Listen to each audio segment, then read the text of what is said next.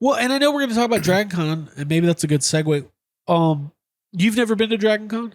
I have never been. I keep saying I was going to go, and then I don't. And it's just, for me, time-wise, as somebody who teaches, I start school like literally the week before Dragon Con happens, and I'm like, oh, the Labor Day thing doesn't help me really.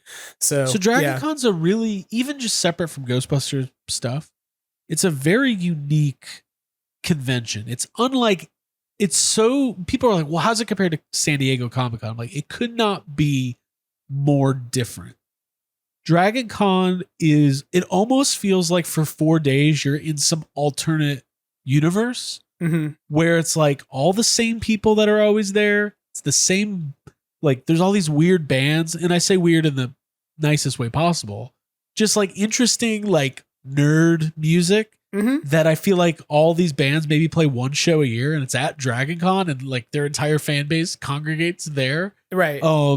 And it's really kind of like almost like this, and it's also such a cosplay convention, right? Where it's like if you're not wearing a costume, you feel like odd man out. San Diego is much more entertainment driven, focused, much more vendor driven. Like Dragon Con is not good for vendors. I mean, there's huge vendor halls, but it's like how many steampunk hats can one person wear? And Disney's not like coming out to promote a movie at Dragon Con. No, that's not what it's about. Like, it's very fan driven. As an outside person looking in at it for years, I have kind of joked that to me it's kind of like cosplay Burning Man, except you don't have to go out into the desert. You go to Atlanta. It is like that, and it very much like it's unique because you're in downtown Atlanta, and this part of town is not. It's usually fairly quiet. In this downtown area, there's big hotels and stuff because there's always like conventions and conferences and stuff. But like these 4 hotels that are all literally connected by skyways, just turned into 24-hour cosplay parties, and it's almost like the party doesn't even get going till midnight. Right, and it's just, and all the music for some reason is like stuck in 2007. So it's like a lot of to the window, to the wall. It's just like, why is it this song still? But we do PKE Surge there, which is the big Ghostbusters gathering, which is kind of evolved a lot.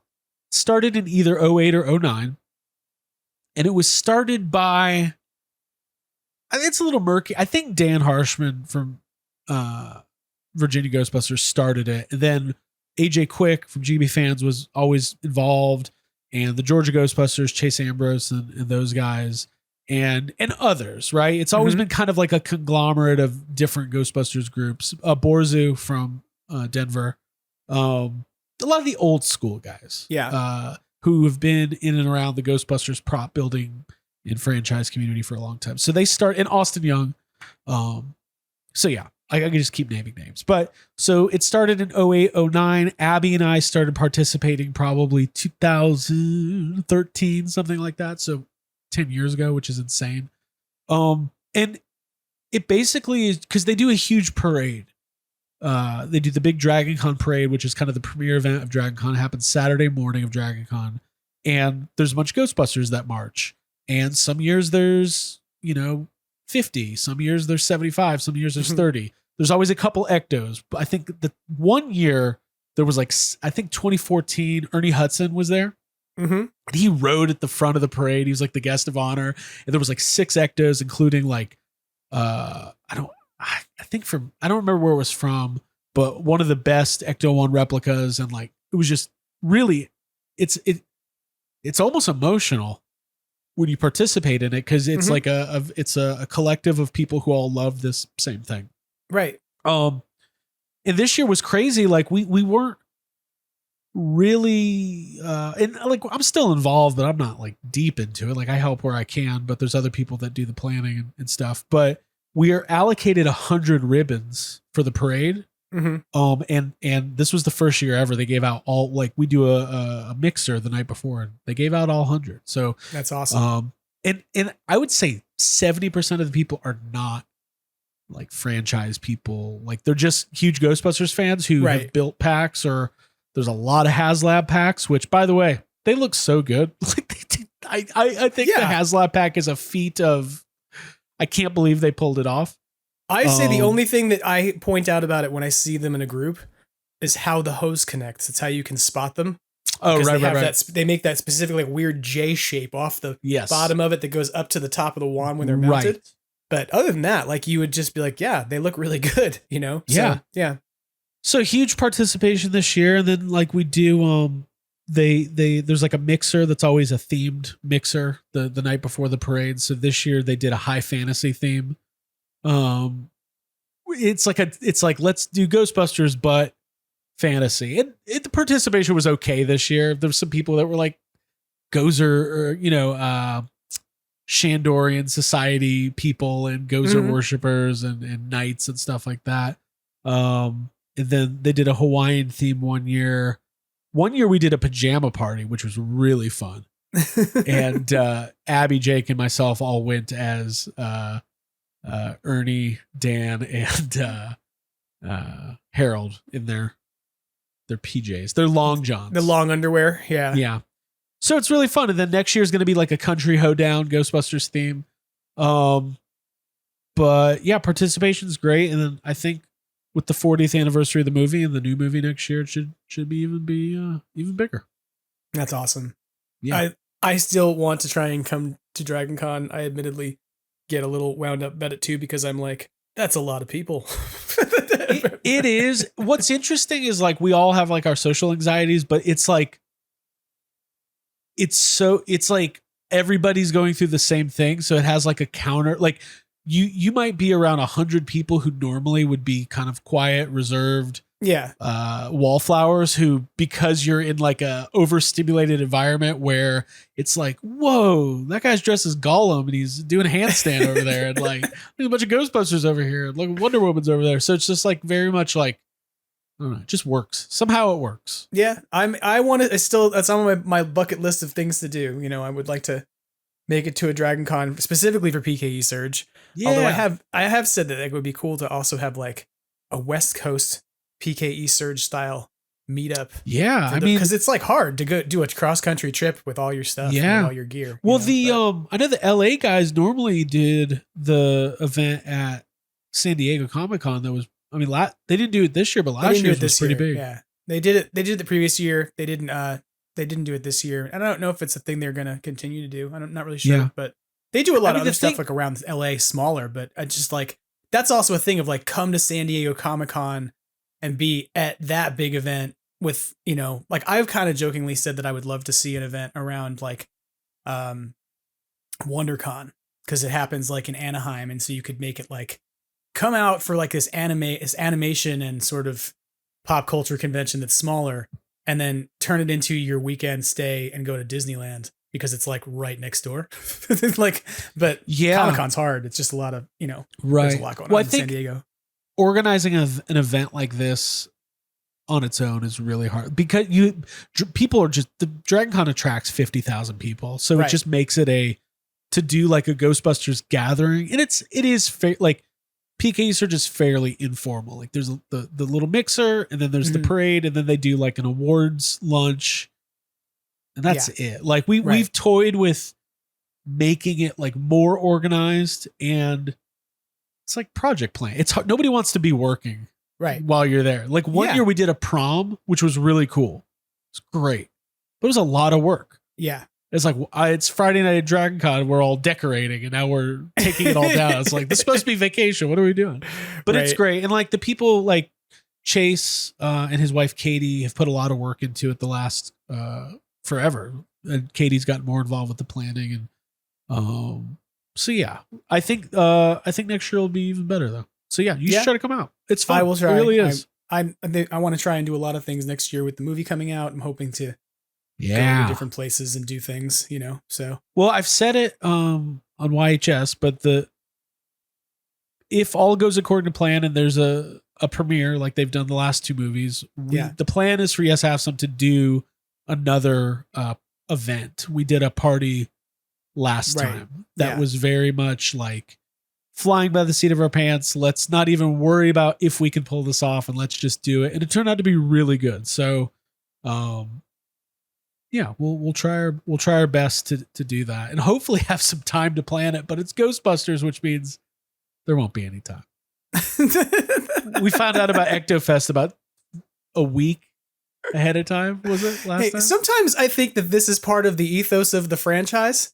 Yeah. Right? It's like they didn't come up with a business plan and be like, hey, we're going to go off and start a business. Instead, they had to get fired from their jobs and then suddenly figure out how to start a business. So I think just the entire ethos of Ghost Corps at this point is driven around that. It's just about having to figure it out suddenly in a pinch with what's available to you. And I say that with the most love possible. Like, it's not judgmental or negative. It's just like that permeates everything about Ghostbusters. So why wouldn't it permeate anything? Can you get the movie out in 11 months? We need $30 million. Go make it. Cool.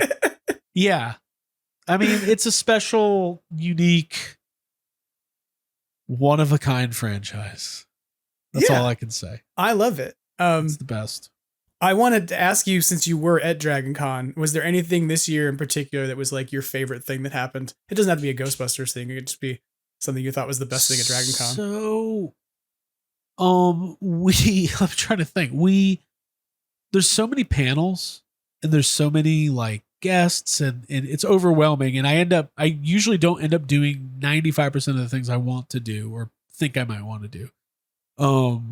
So I attempted to get an animation cell signed by Maurice LaMarche like 8 times, and it just never happened.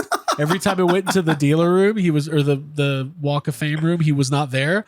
And on the last day, I went in and his table was gone. Like he had just bailed. So I just did not happen. That's not the best thing. I know.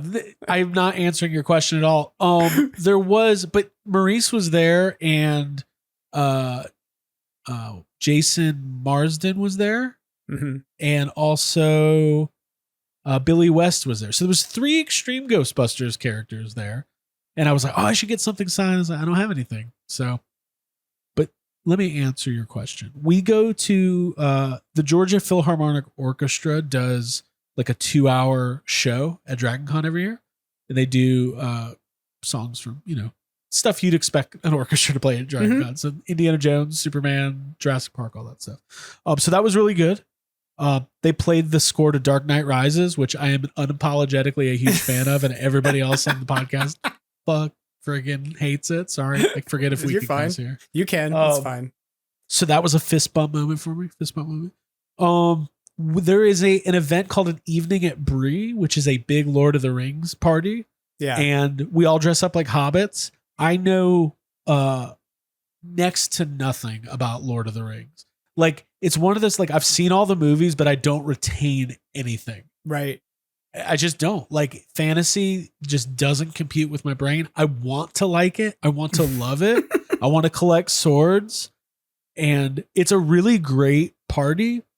Everybody seems really smart and intellectual and just kind. It's different than when you hang out with the Ghostbusters. It's just like everyone's rough around the edges and drunk and just like. But at the Evening at Bree, these are smart people. These are literary people. They're literary people, and they have this band that plays, and they do this song called "Don't Go Drinking with Hobbits," and everybody sings along, and it's fantastic. And we've done that 2 years in a row. That's really fun. And Abby and Jake they love Lord of the Rings. They're obsessed. So it's fun. I feel like they're caretakers. Like, I'll go to the Lord of the Rings party with you. So that's always fun. And other than that, it's mostly just seeing friends, seeing people that I haven't seen it's usually a year. And then it's also good to see there's some like YHS people that are there, like listeners, supporters. Jeff Wisnot is our resident admin is always popping around. Blue Chainsaw Man. Man. He just appears out of nowhere and says something funny and dips. I saw his Kool-Aid Man costume this year that was apparently a big hit. He ran around saying, "Oh yeah," and I just to like retell a story I saw in social media, but I am totally gonna a little bit. I thought it was funny. He posted that photo. And then apparently somebody he knew, he was like, "Hey, it's me." And they were like, "Who's in there?" Because I think it was Jessica Parker. Shout out to Jessica Parker of Bama Geeks podcast. She apparently got hugged by Jeff, and he was like, "Hey, it's me, Jeff." Like that's funny. The costume or something. You can't hear anything in there.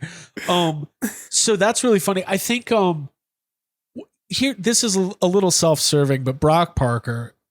I love Brock Parker. He's one of my favorite people in the world. Host of the Bama Geeks podcast. Yeah, shout out to Bama Geeks podcast, by the way, as we're like talking about this. Yeah. Shout out to Bama Geeks podcast. He brought his NECA Teenage Mutant Ninja Turtles 3 box set to have Abby and myself and Jacob sign it, which was really funny. Because you have a log line on the back of it? Because we have a log line on the back of it.